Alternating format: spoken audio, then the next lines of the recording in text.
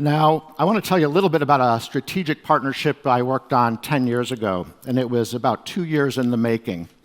And this is while I was at Target. Now, Target at the time, was the second largest mass retailer in the United States.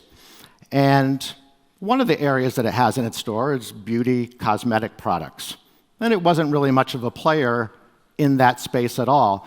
As you can tell, there were products on a shelf, something maybe an accountant could actually put together versus more of an innovative merchandiser.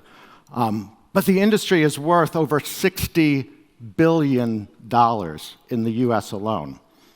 And so Target decided it wanted to be the destination for consumers in the US for their beauty products. They realized they probably couldn't do it alone, even though they're a pretty innovative company. So the first thing they did was come to me and say, Daniel, with whom should we partner? We know we can't do this alone. And so we looked at a large list of potential partners. Partners that could bring us really what we were missing, the information, the data, the insights into the beauty consumer. Somebody who had a large presence in the market, that knew the market, somebody that was willing to invest resources, money, time with us in order to create something brand new. And as it turned out, that partner was Procter & Gamble, large maker of beauty and cosmetic products. And we sat down after we picked them and had a long discussion over about 4 months, aligning each other's needs and interests, aligning what would be important to us with what was important to them. Now, Target stands for a lot of independent manufacturers, differentiated product, not the mass product that a Procter & Gamble normally would produce. And so how did we align on a strategy that allowed both Procter & Gamble to win, but also allowed Target to win with small players that normally don't see a mass market?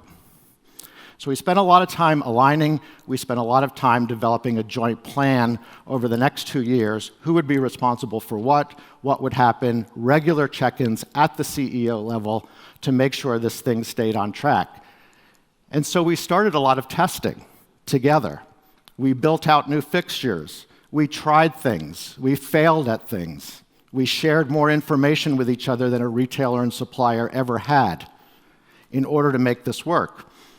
This was the first version of it, but it wasn't good enough. We knew we had to reiterate, keep working together, bring other partners into the fold until we got here.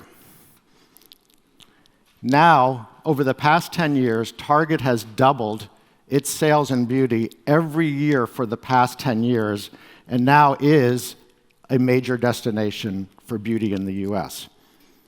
And it was only through partnering with Procter & Gamble and others that we were able to create such huge value for both of us.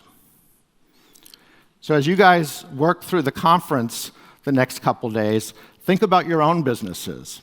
Think about how might we collaborate through the negotiation process that we engage with. And are there certain retailers or suppliers with whom a strategic partnership might actually make some sense, because we know that the value that could be created by coming together is so much more than the value we could create going it alone. Thank you.